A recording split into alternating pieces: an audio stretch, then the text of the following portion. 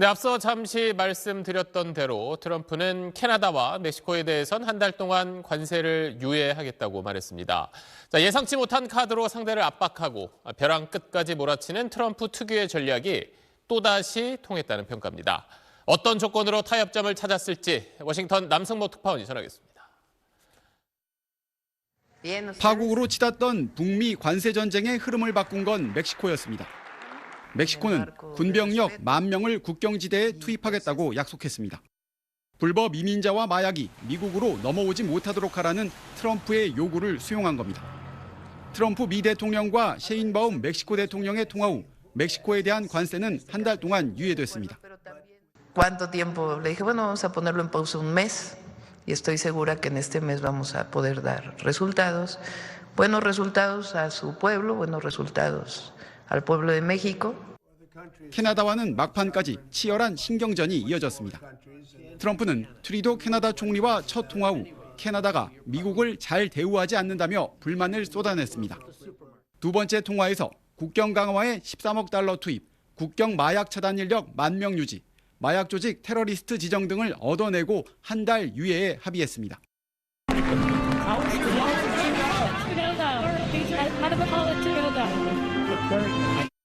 트럼프는 다음 관세 목표로 또다시 유럽 연합을 언급했습니다. The European has abused the United States for years, and they can't do that. 구체적인 시간표는 없지만 아주 이른 시일이 될 거라고 말했습니다. 트럼프식 전방위 압박에 국방을 주제로 열린 유럽연합 정상회의는 트럼프 대책회의로 변했습니다.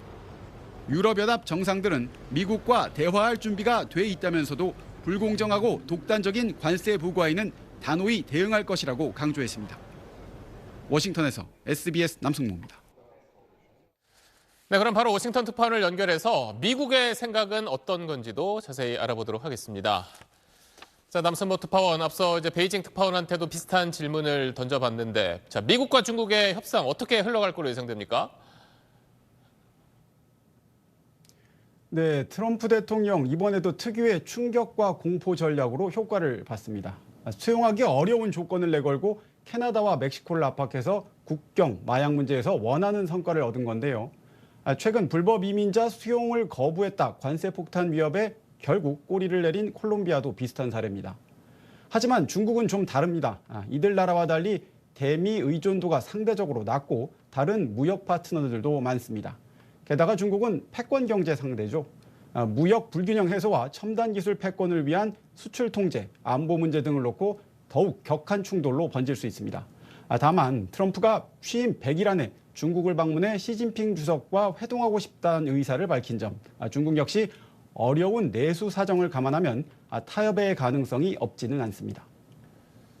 자, 앞서 리포트도 나왔지만 미국은 이제 다음 관세 부과 대상으로 유럽 연합을 꼽았는데 지금 유럽의 나라들도 참 고민이 많을 것 같습니다. 네, 유럽 연합 EU의 최대 수출국이 바로 미국입니다. 재작년 기준 EU는 233조 원의 대미 흑자를 기록했는데요. 트럼프로서는 곱게 보일 리가 없겠죠.